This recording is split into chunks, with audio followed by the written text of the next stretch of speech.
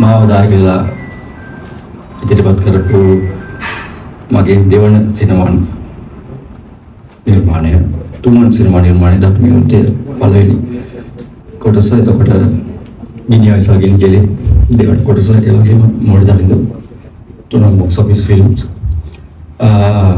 ලංකා සිනමාවට ගොඩක් ආදරය කරන කෙනෙක් මම. මොකද පොඩි කාලේ ඉඳන්ම නළුවෙක් වෙන්න හින නැවුවට එක එක කරගත්තට සිනමා පළවෙනි සිනමා පටේ කරාට පස්සේ අවුරුදු 3-4ක්ම කවුරුත් මට ෆිල්ම් වල කතා කරේ නෑ. ඊට පස්සේ දෙවෙනි ෆිල්ම් එකත් කතා කරා. ඒත් ආයෙත් ෆිල්ම් එකට කතා කරේ නෑ. ඊට පස්සේ සම්මානයක් හම්බුණා. ඒත් ආයෙ ෆිල්ම් එකට කතා කරේ නෑ. ඊට පස්සේ හිතුවා මම මේ ලංකාවේ ඉඳලා නෑ. කොහෙද යන්න ඕනේ කියලා. ශනගණනලත් මට ලයිෆ් ටයිම් වීසා දෙන එකේ මම හිතුවා මම යනවා කියලා.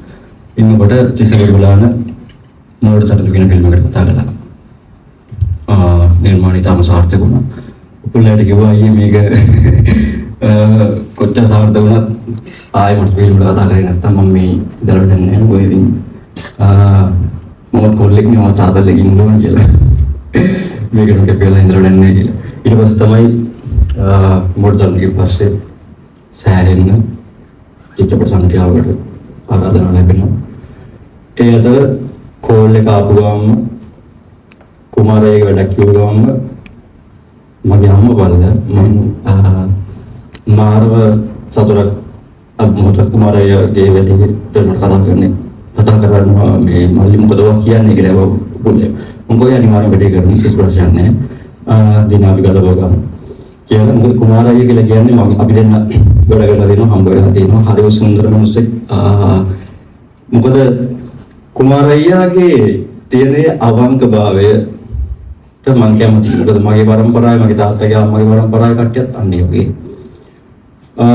එයා කලාව දකින්න විදිය, එයාගේ නිර්මාණ, එයාගේ රසඥතාවය, එයාගේ නිර්මාණ දිහා ප්‍රේක්ෂකයාට එයා කියන්න උත්සාහ කරන දේ එයා කිව්වා ඉරාන ෆිල්ම්ස් බැලුවා කියලා මම ඒකත් තමයි දන්නේ. ඉරාන, ස්පැනිෂ්, එතකොට ලෝක සිනමාවේ ඒ පැතිකඩ තුලින් නිර්මාණකරුවාට ප්‍රේක්ෂකයන්ට ගුණාත්මක අදහසක් දෙන්න පුළුවන් කියලා කියන්නේ ඔහු විශිෂ්ටයි.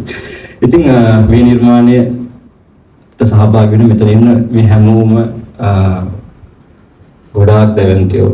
මම නම් හැමදාම විශ්වාස කරන දේ තමයි මම හැමදාම මුලින්ම ආපු දවසේ ඉඳන් තමයි මගේ ජීවිතේ මම ගත කරන්නේ. කොහේ කියත් මම මගේ ජේෂ්ඨයන්ට කරු කරනවා. තන්දනයි ඉන්නවා කියලා කිව්වම ගොඩාක් සතුටුමයි අක්කයි වැඩ කරන්නේ.